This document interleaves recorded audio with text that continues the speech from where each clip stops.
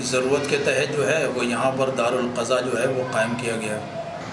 वही शिकायत की फ़ोटोकॉपी और एक अपनी तरफ से नोटिस लिख करके दूसरे फरीक को भेजते हैं, फिर उससे वक्त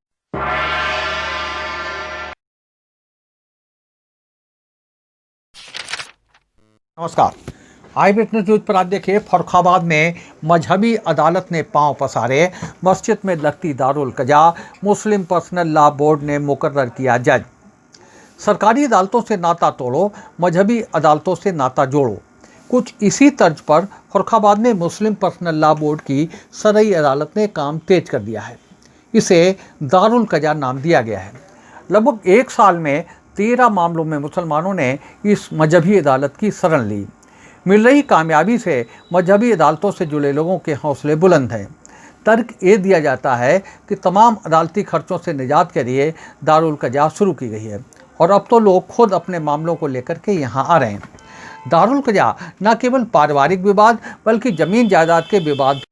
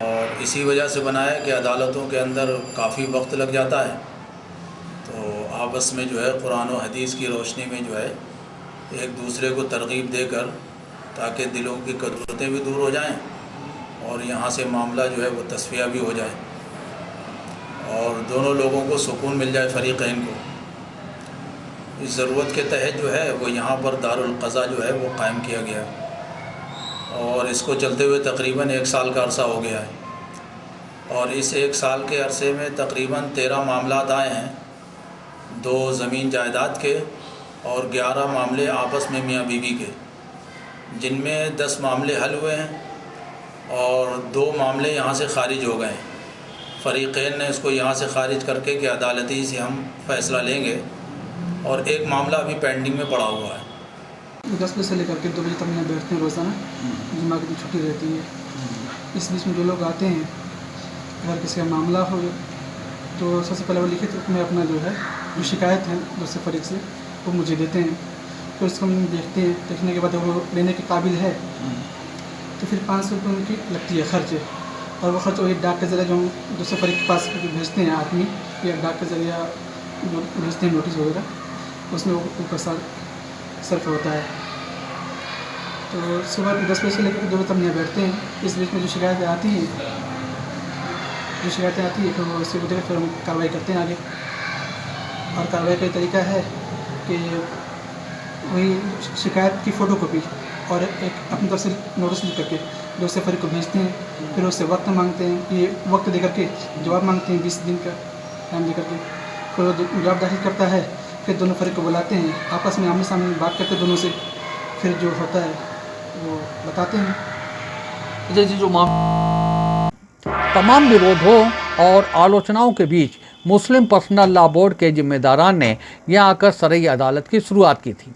बिहार के मुफ्ती जीशान को दारुल कजा के जज के रूप में काम करने की शपथ दिलाई गई थी। इसके बाद मनिहारी की ऊंची मीनार वाली मस्जिद में दारुल कजा शुरू हो गई। मुस्लिम मोहल्लों में प्रचार शुरू हुआ और मामले कोर्ट कचहरी न ले जाकर अपनी मजहबी अदालत में पेश करने की दरखास्त की गई। प्रतिदिन सुबह 10 बजे से इस मस्जिद में दारुल कजा लगती है और मामले सुने जाते हैं। जुमे को छुट्टी रहती है। दारुल कजा में मामला दर्ज कराने पर 500 रुपये का शुल्क लगता है।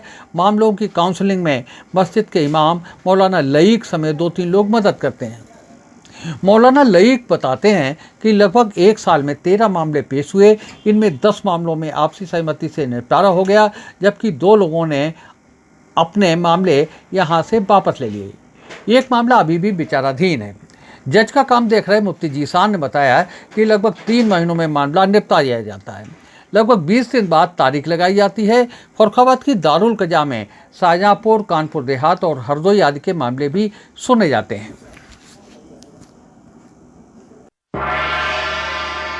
आपचे वगैरह इधर उधर पम्फलेट वगैरह दिए गए और मोबाइल वगैरह पर अखबारात में भी मामला चला। तो फिर यहाँ पर आकर जो है 500 रुपये की रसीद कटती है एक फरीक से।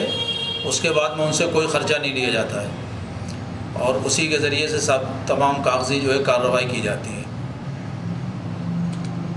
अगर कोई फ़रीक आने में जो है वो आनाकानी करता है तो फिर उस मोहल्ले के जो है सरबराह और दानिशमंद फ़िक्रमंद लोगों को जो है आगाह किया जाता है कि वो उस पार्टी को तरगीब देकर जो है दारुल क़ज़ा भेजें ताकि ये मसला आसानी से जो है सुलझ सके। अभी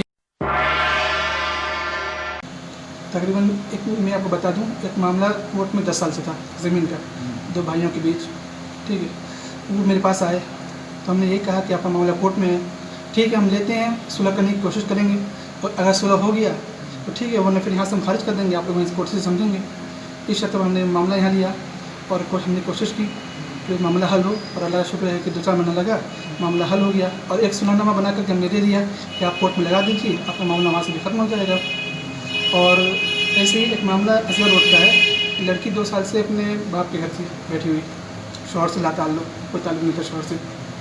ठीक है, तो वो भी यहाँ पर आए, दरख्वास्त दी, फिर हमने उस पर कार्रवाई की और अभी वो दोनों में भी एक साथ रह रहे हैं और भी इस तरह के और भी मामला हल हुए। आपको आई विटनेस न्यूज का ये एपिसोड कैसा लगा? आप हमारी खबरों को लाइक करिए, इन पर कमेंट करिए और अभी तक अगर आप हमारे चैनल से नहीं जुड़े हैं तो हमारे चैनल को सब्सक्राइब करके हमें अपना सहयोग प्रदान कीजिए, ये आपसे निवेदन है।